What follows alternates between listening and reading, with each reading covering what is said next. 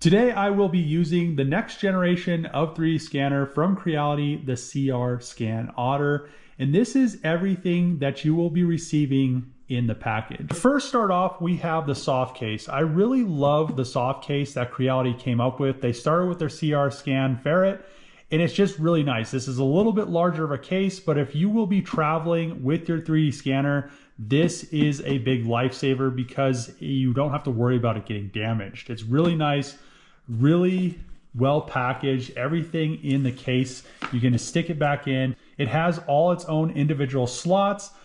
3D scanner fits in there, all your cables. If you want to bring this with you, you don't really need to, but that goes right in here. And it's just really convenient. There's two straps in the case and you have a decision to make if you're going to use them or if you're not going to use them. I would highly recommend using some sort of strap.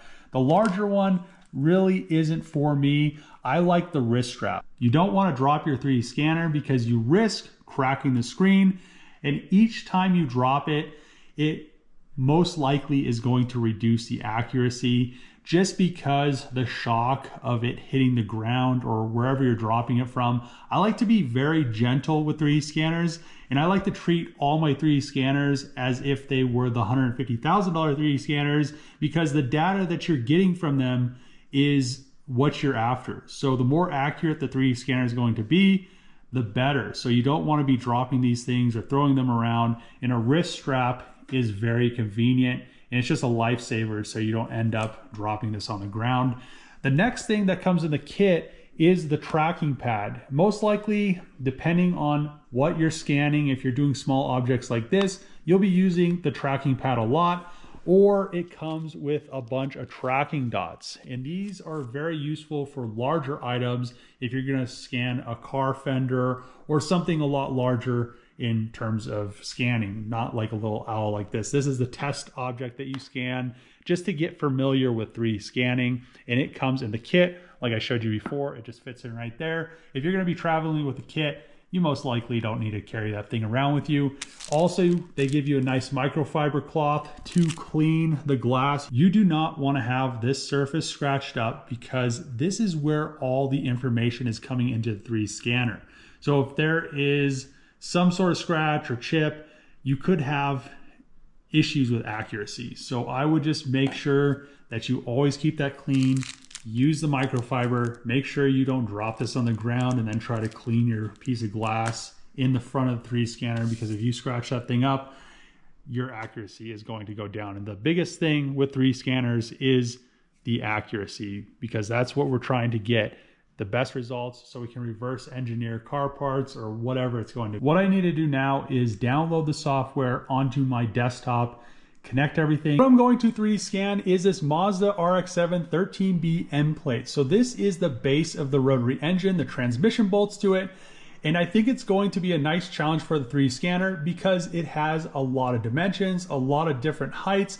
I know a few of these dimensions already, so I can cross-reference them. Plus, I've always wanted to have an accurate 3D scan of this because eventually I want to create my own billet rotary, because you turn these iron plates into aluminum plates, and most of the time the places that sell these, they're charging $25,000 for an engine, which obviously a plate of aluminum this size isn't that expensive. So I want to get this all hammered out so then I could design off of it, and it should go really smoothly because I've been trying this on different things and it's been working really well. What I need to do is open the Creality 3D Scan app. If you haven't downloaded it, you're going to need to do that.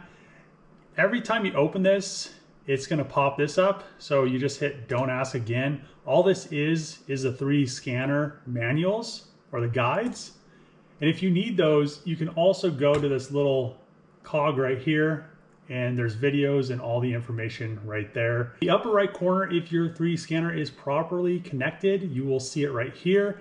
If it is not, most likely you are not using a red or blue USB port on your laptop or your desktop. So what you're gonna need to do is connect that additional 5-volt cable that comes in the 3D scanner kit to just power the additional 5 volts that it's not getting from the other port. Before you start 3D scanning, you're gonna wanna calibrate the 3D scanner. I'm gonna start off with new scan, I'm gonna just name the project MA because I'm gonna scan a map sensor. We're going to do normal, small, texture, high quality, no turntable. Click scan, click the play button.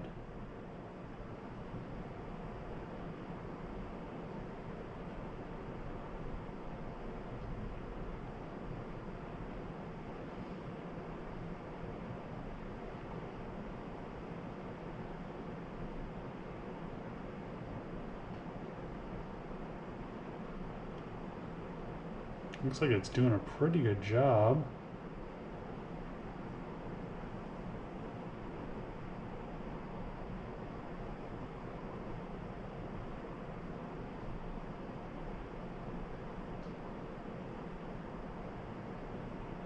So now we have the map sensor and a bunch of extra data that we don't really need.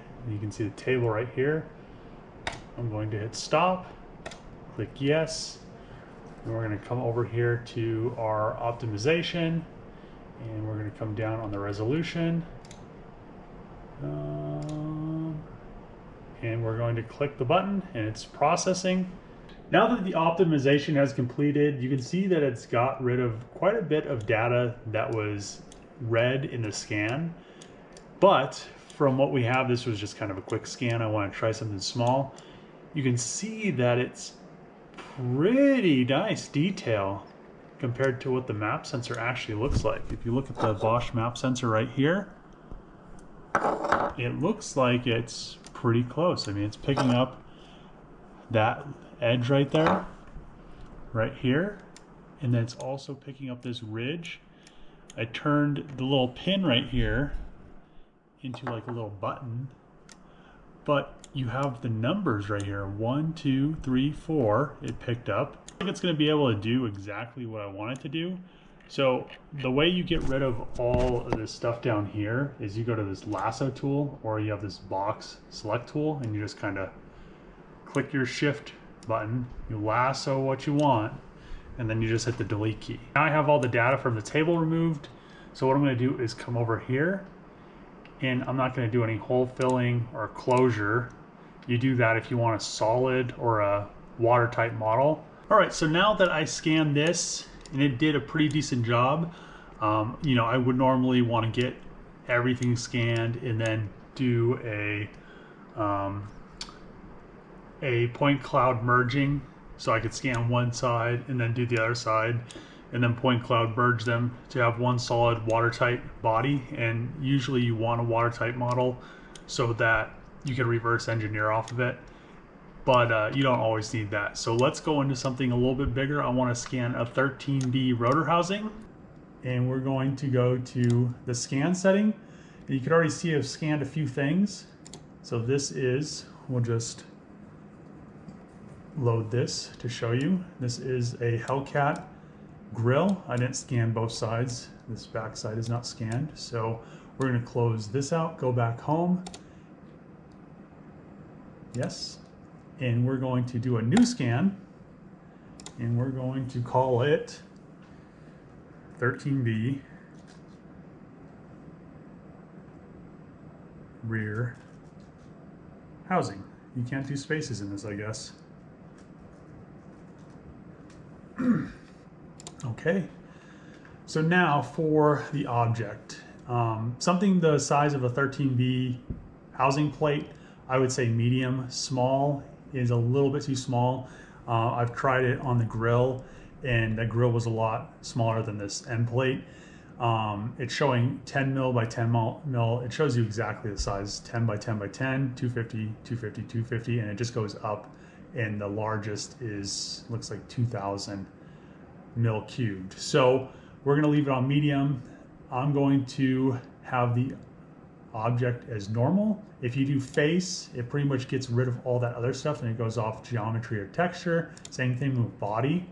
So we're gonna go normal, medium, geometry. I've not had a really good go with geometry, but we're gonna try it since this is actually an M plate and it has quite a bit of geometry.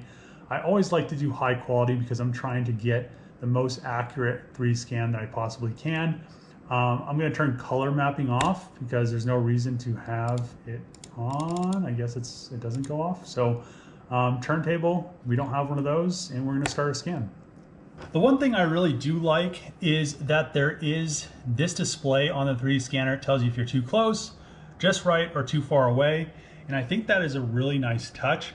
And you also have this play button. So this play button is to start or stop the scan. You don't want to start the scan until it is green. Also, as you can see, it shows you on the 3D scanning software if you're too far away, you need to move closer, or if you need to move further. And it gives you a really nice visualization of where you need to be, so you don't have to look at the thing you're scanning. You can just pretty much look at the screen and go from there. We're going to be in the green right here. I'm going to try to start off kind of on an edge, but kind of where there's enough geometry so it's not going to get lost, hopefully. And let's hit the play button. So we're going to go. Hopefully we're going to have a successful scan. There's plenty of geometry on this thing.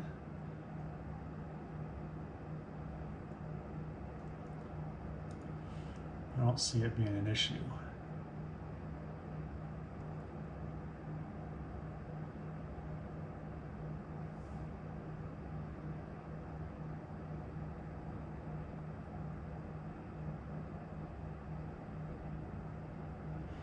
And as you can see, while I'm 3D scanning it, the areas that are red are areas that are going to need to be gone back over.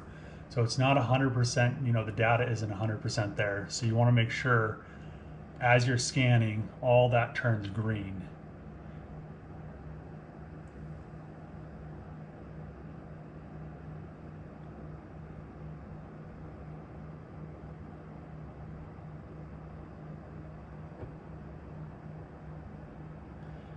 And compared to the Ferret, this 3D scanner, I shouldn't say anything until the Ferret always seemed to get lost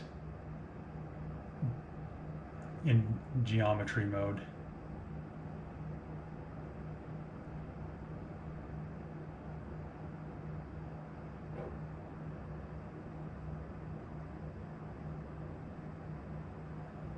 This is so far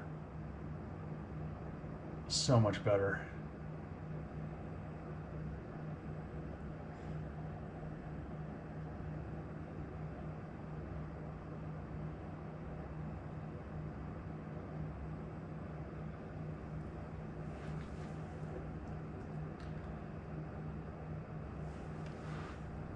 Okay, I'm trying to get this bore right here all green, which means I have to kind of pivot it,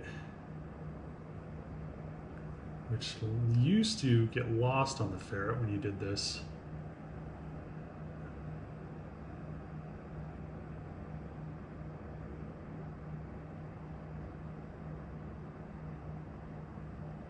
You're trying to get all this side data.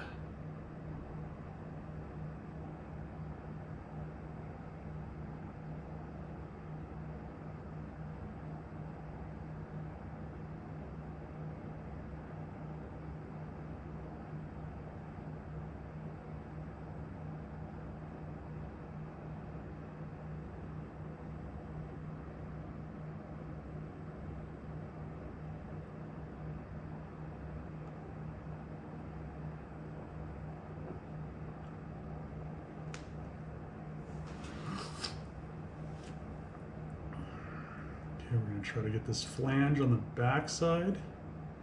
Usually transitions are a pain on 3D scanners. I'm always having an issue on the Ferret when I was doing it.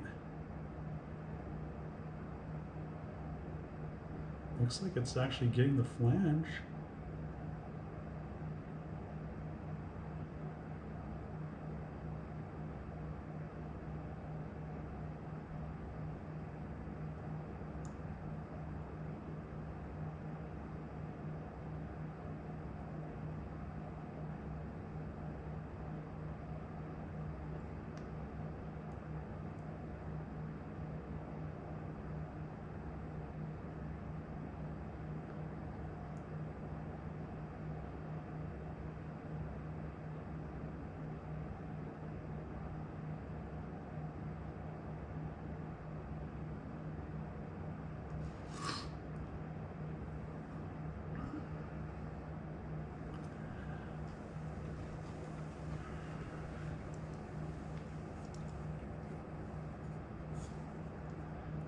position my hand. That's always an issue. Okay, we need to get closer.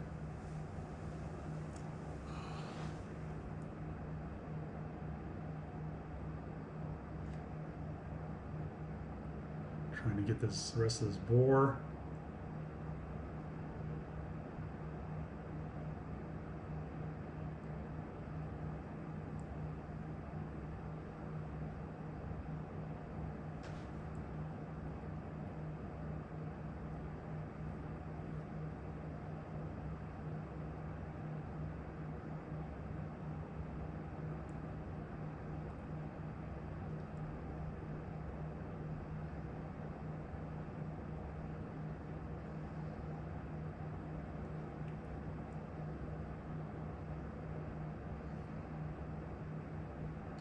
I'm gonna have to say this is doing a really good job so far with how low light levels I'm working with.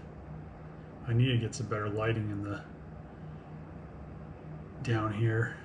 I don't know why there's only lights on the fans. Okay, we're just kind of trying to sweep this across and get this last little bit of maybe the other side of this flange. I'm actually very surprised it's not just going crazy right now. Ooh. Okay. Well, lost tracking there. We have a good place to start off at. So far, it has, looks like the whole dowel pin almost. It has all of the holes.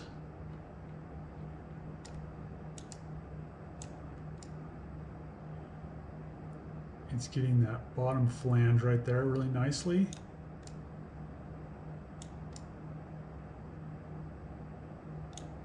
We're missing some of the inside of the bore, but from a full reverse engineer standpoint, I have enough of this bore to draw a circle.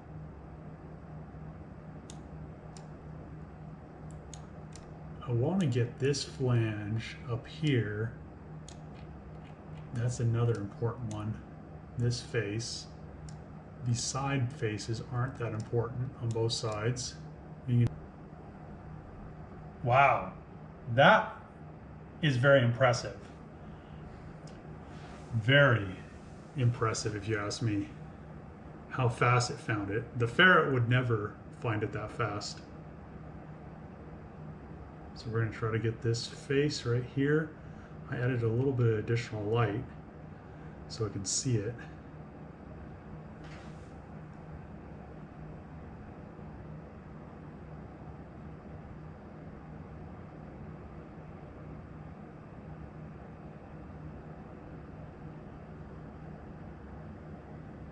Jeez.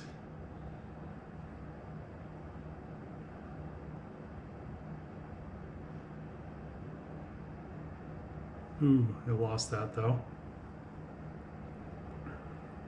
But it got it. It got the whole side. There's a bolt down here I want to get a good scan of.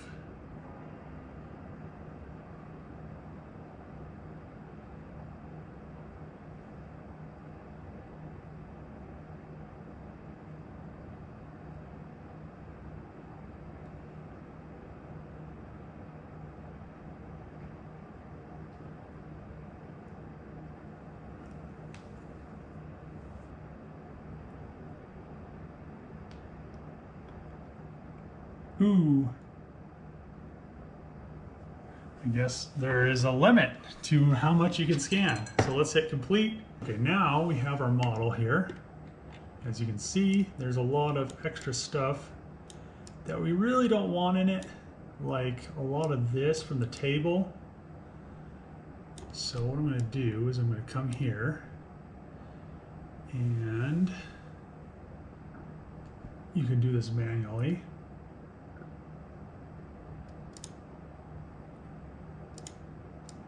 The lower you set this, the longer it takes. So we're going to make my computer do some work. You click that and it's optimizing it. Once it optimizes it, you can delete all of this extra stuff that you don't need. Also, this operation, I always do this one in manual, and you can denoise it, and you can change the face count, and you could also do hole filling and hole closure if you want to, which I didn't want to do on this because I need to know where the holes are at so I could reverse engineer it. The other thing I don't like about Creality software, and it's not that I don't like it, it's pretty much that nobody really offers it in the 3D scanning reverse engineering market. A lot of larger companies, the software would be $20,000 and $40,000, but the one thing you can't do is you can't reverse engineer the part in Creality software, and I hope eventually they'll get to the point where you can actually edit this mesh in the software. Another thing that'd be nice, as you're scanning it, it would detect the holes and start reverse engineering it for you. It'll be a lot easier in the end to make this an actual 3D model because you'll know where the holes are at, and it's a lot easier to pretty much come in here and select holes. What I'm going to do is show you a software that can do that, and it's DesignX. This is a $20,000 software right here, and you'll see how nice it is to be able to reverse engineer it. And hopefully Creality gets there because their software is getting better and better. So, and the 3D scanner I think is great. I don't think there's any issues with the 3D scanner. So we're going to import this file right here. We have the rear housing, as you can see. Another thing that I wish you can do in Creality software is align this. So it's aligned in a coordinate system, and it wouldn't be that difficult, as you can see right here. Something I wish they had is something kind of like this. So I'm going to just come in here. It's not hard to select this whole face, come in here, create a plane, best fit, and now there's a plane on that face. I'm going to do the same thing right here.